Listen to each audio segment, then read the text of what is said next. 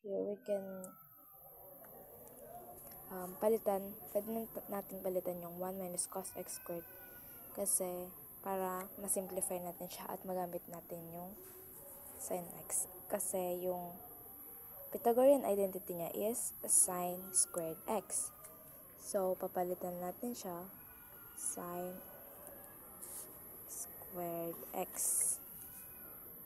Okay, nasa Pythagorean identities. Then, factor this out, mamaya na, just copy muna para ipakita na pinalitan natin yung ito. 1 cos is equal sin x, sin squared x. Okay, so now, factor out the denominator so that magiging 1 siya or magamit natin to. So, take note na mayroon tayong square dito. And that's why dapat yung nasa denominator natin na x ay may square din para makancel natin yun at maging equal to 1. Okay? When applying this kasi or using special Pythagorean trigonometric identities pala, trigonometric limit, kailangan is equal yung value ng kanilang x. Okay? So, dito, para makancel natin siya, kailangan x squared yung nasa labas. So, for it to be factor out, we have 4 minus x. So, we have, pag distribute natin ito, magiging pares lang dito. Okay? Factoring. So, na same na sila, magiging 1. So, this would be equal to 1/4. So, here naman, makikita natin, we can factor out both numerator and denominator. But, take note na hindi naman laging factoring yung ginagamit natin to simplify it and to use either special trigonometric limit or the trigonometric identities. So, dito, makikita natin same my sin x. So, anong meaning yan? Pwede natin silang i-factor out. And a process of factoring is hanapin yung greatest common GCF, greatest common factor. And yung pinaka common sa kanila is yung sin. Okay? So, nasa labas yung sin x. So, eto. Dahil nasa labas na yung sin x, yung kailangan ilalagay natin dito sa parenthesis kapag ginamit yung distributive property is ito pa rin yung sagot niya. So, that would be 1 because sin x times 1 is sin x. So, that's correct. Next is my operation. Negative. So, negative din yung ilalagay natin. Next is my cos. So, ano yung kailangan na term or number na i-multiply natin sa sin x na kapag minultiply mo siya is ito yung kalalabasan niya. So, yun po yung factoring. So, we have cos x over, we can also factor this out kasi x squared plus 4x para makancel natin yung sin x. Diba? Kasi dito, tignan nyo, both my x. So, yun titignan nyo palagi. Parang we have to use both kasi special trigonometric limits. So, for that, kailangan ng x dito para magamit natin itong special limit. Okay? So, ayan. Ito, yun din yung ginawa natin. Kasi kailangan natin silang gamitin. Ito. Then, now, factoring ulit, we have x plus 4. So, pag dinistribute mo na, x squared plus magiging 4x. So, ito, sin x over x equals to 1. And, ito, copy it, just copy, or bring down cos x over x plus 4. That would be, so, merely, just substitute everything because naman natin sila. We have 1 cos the value of x, it's 0 over 0 plus 4. So, we have here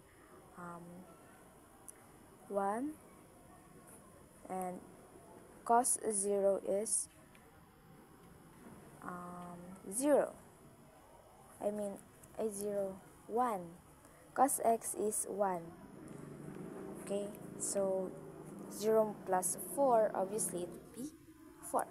And 1 minus 1, okay, it would be 0 over 4.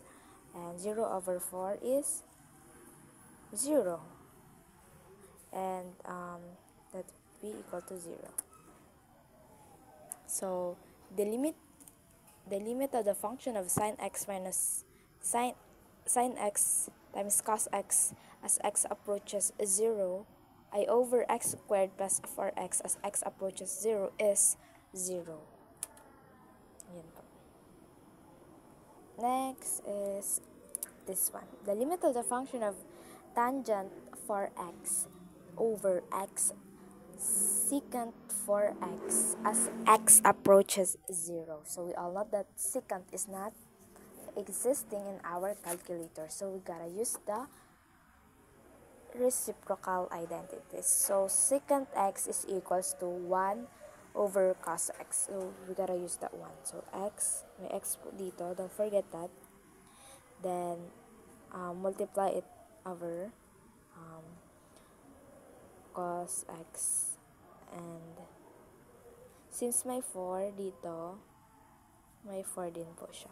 4x. Okay? Magiging cos of 4x po. Sorry. Cos 4x po siya. Kasi may 4 po dito. Di siya pwedeng maglaho na lang ng ganun. Then, i-simplify muna natin to. Before anything else, just simplify it first. Ito, i-multiply natin yung x sa 1 over cos 4x para po hindi magulo mamaya. So, multiplication ng operation dito, and we all know that may 1 lagi ang isang term or variable sa kanyang baba.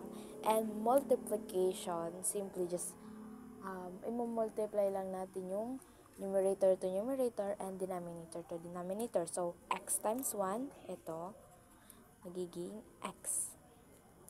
And 1 times cos of 4x is cos 4x. Ngayon, kung nahihirapan kayo mag-visualize, so tignan nyo naman, parang third floor na yung division natin. So, pwede natin siyang i-visualize as ganito para mas maintindihan nyo. Divided by, okay, divided by the over. X over cos 4. So, here, okay na sana siya, pero may mali. Kapag sinubstitute mo yung tan 4x is 0 baga, magiging 0 siya. And ito,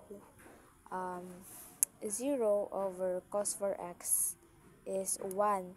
But 0 over 1 is 0. So, ang magiging is 0 over 0. So, kailangan pa nating maghanap ng ibang solution. Kasi nga, indeterminate siya. So, tan 4x is, tan. So, we have here tan x equals a sin x over cos x. So, gagamitin natin yung sin x over cos x.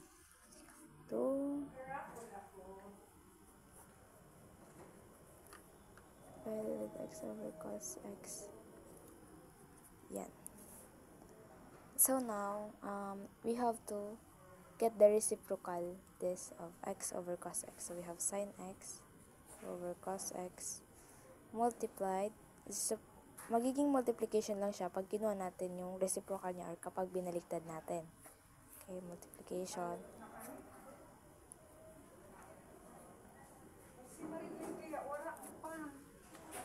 We can cancel this out. And that would be equals to sin x over x. So here, we can see that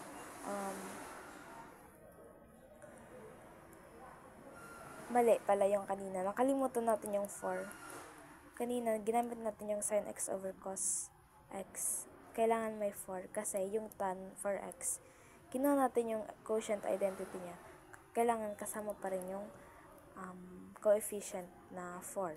So, ayan, may 4 tayo dito. We can